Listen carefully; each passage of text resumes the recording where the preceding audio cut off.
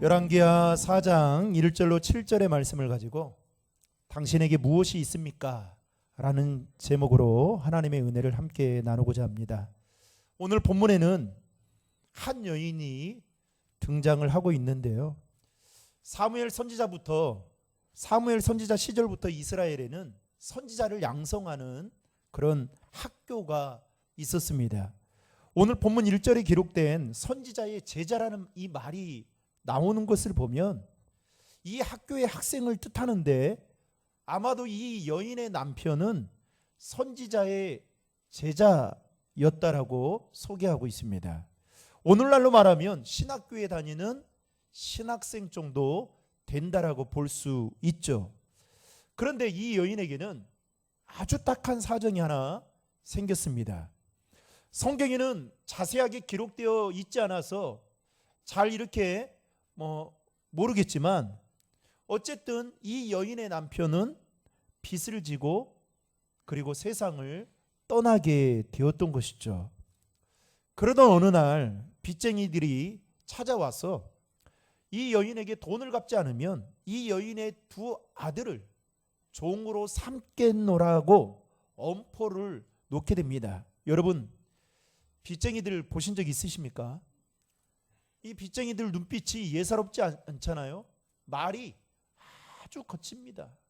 그러니 남편도 없고 두 아들만 딸랑 있는 이 여인에게 남편이 남겨놓고 떠나버린 이 빚이 얼마나 생각하니 얼마나 마음이 무겁겠습니까? 아마도 추측하건대 이 여인의 남편은 주의 종이 되겠다라고 생각하고 선지자 학교에 들어가서 공부를 열심히 하던 중에 문제는 생활고를 견디지 못하고 빚을 졌지 않았나, 성경학자들은 이렇게 보고 있습니다. 여러분, 신학교에 가면요, 제가 옛날에 그 경차 중에 경차 티코가 나온 적이 있지 않습니까? 그런데 서울에 가면 티코를 보려고 하면, 신학교에 가면, 장신대에 가면 티코를 볼 수 있다라는 말이 그때 한참 유행처럼 나돌았습니다. 그만큼 차가 없는 학생들도 많았지만, 그렇게 저도 라보 타고 다니거든요. 라보 아십니까? 라보 트럭, 조그만한 트럭 2인용 라보 타고 다녔거든요. 그것도 제 차가 아니라 얻어 탔습니다. 그러니까 이 신학생들이 지금도 그래요. 지금도 신학생들 중에는 상당수 한 80% 정도는 그 어려움에 있는 신학생들이 참 많습니다.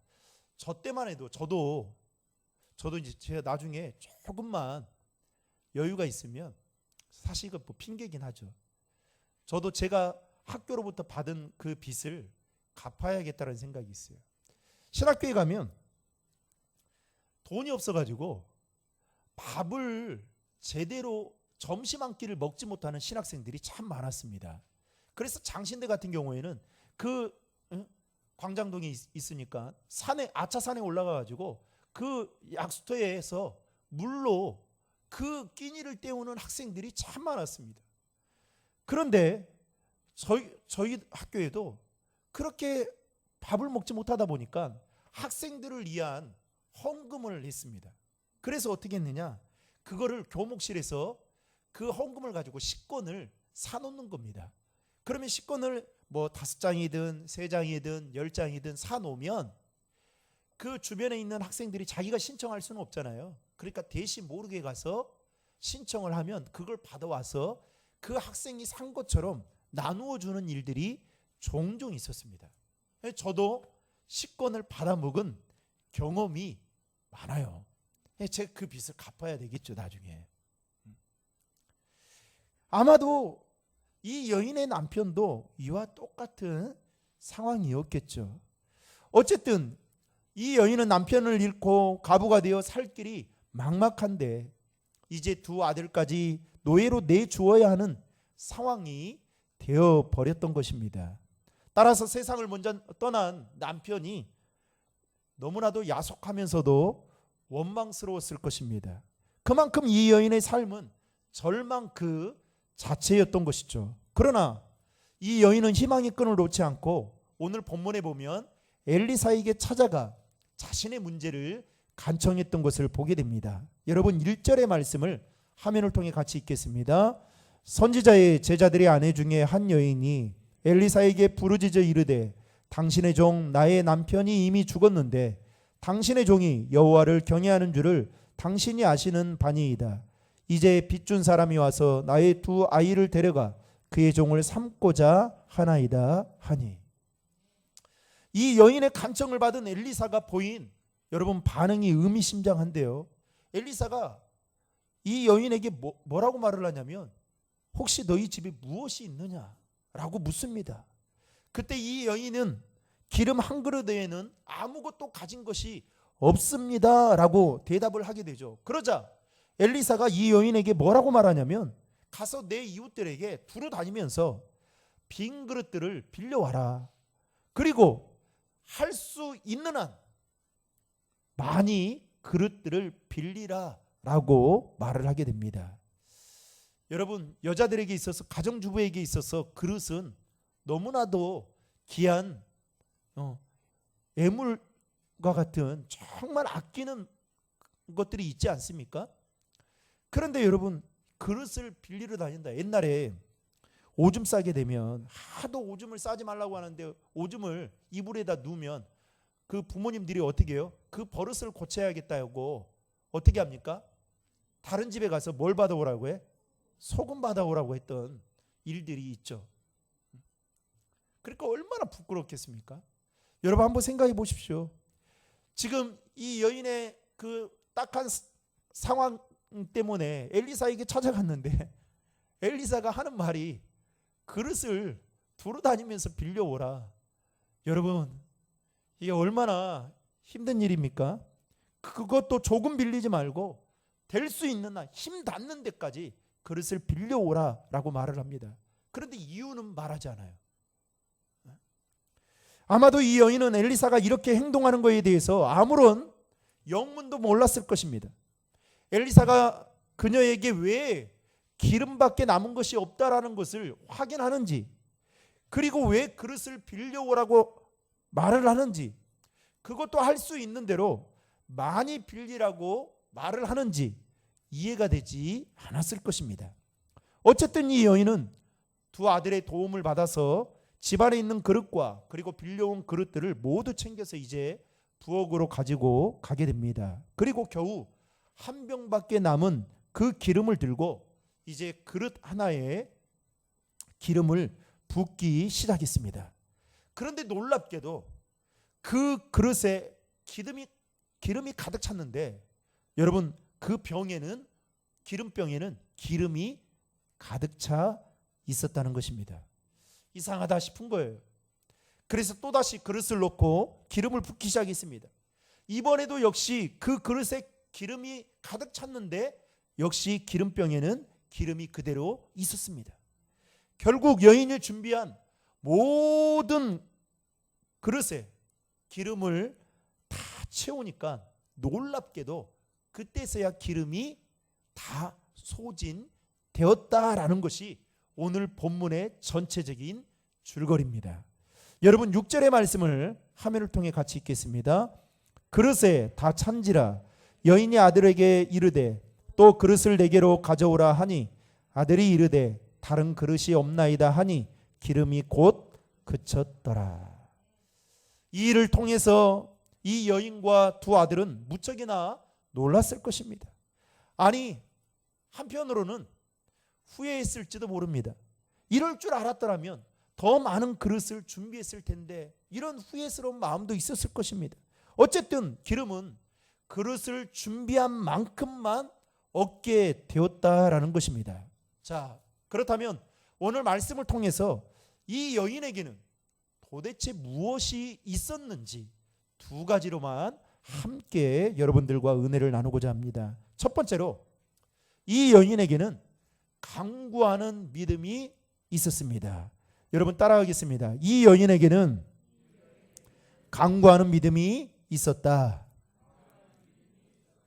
1절 상반절 말씀을 화면을 통해 같이 읽겠습니다. 선지자의 제자들의 아내 중에 한 여인이 엘리사에게 부르짖어 이르되, 그 당시에 수많은 선지자들의 제자들이 있었지 않겠습니까? 그런데 그 중에 한 아내였던 이 여인이 엘리사에게 찾아가서 자신의 처한 상황을 말을 한 뒤에 부르짖어 호소하게 됩니다. 그 결과 엘리사가 이적을 행하는 데 있어서 그 배경에는 여러분 바로 이 여인의 간절한 부르짖음, 간절한 간구가 있었다라는 것이죠. 여러분, 유명한 설교가였던 템플 목사님이 한 번은 캠브리지 대학에 초청을 받아서 말씀을 전할 수 있는 기회를 얻게 되었습니다. 그리고 말씀을 전하고 난 이후에 강단에서 내려오려고 하는데 한 청년이 템플 목사님께 이렇게 말했습니다. 목사님은 아직까지도 기도의 응답 같은 미신 같은 소리를 믿으라고 우리에게 말을 하는 겁니까? 우연히 어떤 사건이 맞아떨어지는 것을 가지고 어떻게 목사님은 그것이 바로 기도의 응답이라고 지금 강단에서 우리들에게 말을 하는 겁니까? 라고 학생이 탕돌하게 템플 목사님께 이렇게 말을 했던 것이죠. 얼마나 당황스러웠겠어요. 그때 그 말을 다 듣고 나서 템플 목사님이 그 학생에게 이렇게 대답했습니다. 청년의 말도 매우 일리가 있네. 그런데 이상한 것은 기도하면 우연이 생기고 기도를 안 하면 우연이 안 생긴다는 것이네. 그래서 기도하면 응답이 오기 때문에 나는 기도하는 일에 마음을 쓴다네 라고 말을 하니까 이 학생이 아무런 말도 하지 않았다는 것입니다. 사랑하는 성도 여러분, 우리의 삶에 믿지 않는 사람들은 우연이라고 생각하는 일들이 얼마나 많이 있습니까? 그러나 여러분, 기도의 사람은, 기도의 능력을 맛본 사람은 그 우연도 하나님의 응답이라는 것을 잘 알고 있다라는 것입니다. 여러분, 우연이 아니라 하나님이 주신 응답이라는 것이죠. 그래서 이 여인에게는 뭐가 있었냐? 간구하는 믿음이 있었다라는 것입니다. 사랑하는 성도 여러분, 하나님께서는 성경 여러 곳을 통해서 우리에게 말씀하시기를 우리가 기도하면 반드시 응답하시겠다라고 약속하셨습니다. 예레미야 29장 12절과 13절 말씀을 화면을 통해 같이 읽겠습니다. 너희가 내게 부르짖으며 내게 와서 기도하면 내가 너희들의 기도를 들을 것이요 너희가 온 마음으로 나를 구하면 나를 찾을 것이요 나를 만나리라. 너희가 내게 부르짖으며 와서 기도하면 내가 너희들의 기도를 반드시 들어주신다. 하나님 그렇게 말씀하셨습니다. 요한복음 16장 24절에도 예수님은 이렇게 말씀하셨습니다. 화면을 통해 같이 읽겠습니다. 지금까지는 너희가 내 이름으로 아무것도 구하지 아니하였으나 구하라 그리하면 받으리니 너희 기쁨이 충만하리라. 뭐라고 말합니까? 구하라는 거예요. 구하라 그리하면 받게 될 것이다 라고 말씀하고 있죠. 지금까지 구하지 않았던 사람도 지금이라도 구하게 되면 하나님께서는 반드시 응답해 주시겠다라고 성경은 말씀하고 있다라는 것입니다. 그런데 오늘 본문에 나오는 이 여인에게는 이와 같은 간구하는 믿음이 있었다라는 것이죠. 여러분은 하루에 언제 하나님 앞에 여러분 기도의 시간을 갖고 또 드리고 계십니까? 여러분의 기도의 시간이 정해져 있습니까? 저는 아무리 생각해봐도 새벽 기도 시간이 기도하는 시간이라고 생각이 들어요. 이때 기도하지 않으면 참 기도하기 어렵겠다라는 생각을 목사인 저도 갖게 됩니다. 그래서 여러분, 우리 항존직들은 일주일에 한 번은 여러분 꼭 새벽 기도에 오셨으면 좋겠어요. 그래서 여러분, 이 새벽 기도의 영성이 여러분들 안에 있어야 될 거 아닙니까? 그때라도 여러분 새벽에 도우시는 그 하나님의 은혜를 경험해야 될 거 아니에요. 사랑하는 성도 여러분, 혹시 인생의 막다른 골목에 서 계시는 분이 있지는 않으십니까? 내 힘으로는 도저히 해결할 수 없는 그 어려움에 처해서 혹시 좌절과 절망 속에 계신 분이 있지는 않으십니까? 오늘 본문에 나오는 이 여인처럼 포기하거나 절망하지 않고 하나님께 믿음으로 간구하면 나아가면 됩니다. 하나님께서는 간구하는 자의 기도를 들으사 여러분 물이 없는 사막에서 강을 내시고 길이 없는 광야에서 길을 내어주시는 은혜를 베풀어 주실 것입니다. 그 은혜는 간구하는 자에게 있다라는 것이죠. 이 믿음이 저와 여러분들에게도 동일하게 있기를 주님의 이름으로 축원합니다. 마지막 둘째로 이 여인에게는 무엇이 있었냐? 순종하는 믿음이 있었다라는 것입니다. 따라하겠습니다. 이 여인에게는 순종하는 믿음이 있었다. 여러분 3절과 4절의 말씀을 화면을 통해 같이 읽겠습니다. 이르되 너는 밖에 나가서 모든 이웃에게 그릇을 빌리라. 빈 그릇을 빌리되 조금 빌리지 말고 너는 내 두 아들과 함께 들어가서 문을 닫고 그 모든 그릇에 기름을 부어서 차는 대로 옮겨 놓으라 하니라. 여러분 엘리사가 용한 선지자라고 할지라도 지금 엘리사가 자신의 도움을 청하러 온 이 여인에게 내 집에 있는 것이 무엇이냐 라고 말을 함과 동시에 이 여인에게 기름 한 그릇밖에 없습니다 라고 말을 듣자 엘리사가 이웃에게 가서 그릇을 빌리라. 그것도 할 수 있는 대로 많은 그릇을 빌리라. 지금 이와 같은 말을 하고 있습니다. 여러분 지금 이 여인의 처한 상황이 아주 딱한 상황에 처해 있죠. 사랑하는 남편을 잃었습니다. 또 남편이 진 빚 때문에 그녀의 두 아들이 이제는 종으로 빈 집 때문에 노예로 살아가야 되는 그런 딱한 상황의 처지에 놓여 있었습니다. 더욱이 지금 그녀에게는 뭐밖에 없어요? 기름 한 병밖에 없습니다. 참기름, 들기름 이렇게 해야 여러분 좀 이해가 되죠. 기름 한 병밖에 없습니다. 이것은 먹을 양식이 한 끼 정도밖에 되지 않는다는 것이 그 정도로 매우 어려운 상황에 처해 있습니다. 그러면 여러분 이 여인이 엘리사에게 가서 도움을 요청하잖아요. 그러면 일반적인 상식적인 선에서 엘리사가 도움을 줄 수 있는 것은 뭡니까? 어떻게 해야 돼요? 돈을 준다든지 잠깐만 기다려보라고.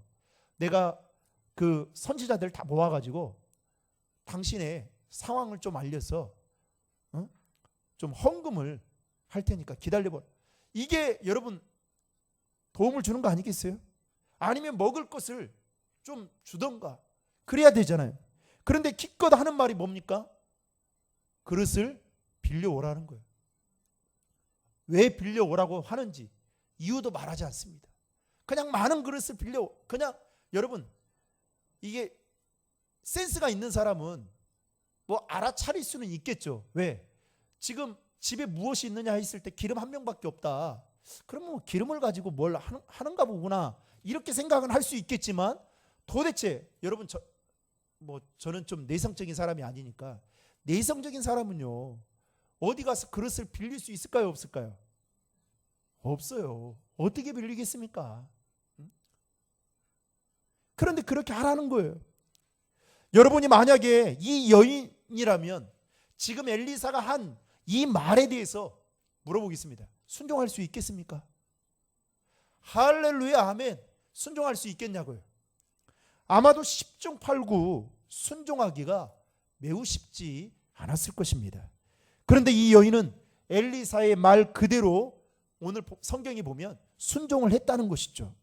결코 순종하기 쉽지 않은 명령임에도 불구하고 이 여인은 토를 달지 않았어요. 그리고 그대로 순종했습니다.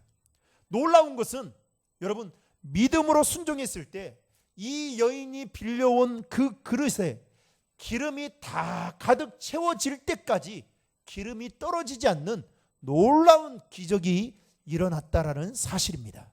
사랑하는 성도 여러분, 하나님은 오늘 또 우리를 통해 일하시기를 원하십니다. 하나님은 오늘 또 우리의 삶에 놀라운 기적을 베푸시기를 원하십니다. 그러나 조건이 하나 있습니다. 그건 뭐냐? 하나님의 말씀에 순종하는 자를 통해서 기적을 행하시고 놀라운 일을 행하신다라는 사실입니다. 그래서 믿음이라는 것은 여러분 순종이에요. 말씀에 순종할 때 역사가 일어나게 되는 것이죠. 하나님이 살아계시고 또 주님께서 역사하신다는 것을 믿으면 여러분 순종하면 되는 것이죠. 성경에는 여러 곳에서 참으로 순종하기 쉽지 않은 일들에 대한 그 하나님의 말씀이 곳곳에서 전해졌던 것들을 보게 됩니다. 그런데요, 놀랍게도 순종하기 쉽지 않은 그 일들에 대해서 하나님이 말씀하셨는데 그 말씀에 순종하게 되었을 때에 여러분 놀라운 일이 벌어졌다라는 것입니다. 예를 들어 볼까요? 아브라함이 자신의 아들 이삭을 정말 늦은 나이에 25년 만에 얻게 되었습니다. 여러분 25년. 여러분 아마 저희도 결혼하고 우리 애를 갔는데 한 6개월 몇 개월 지났어요.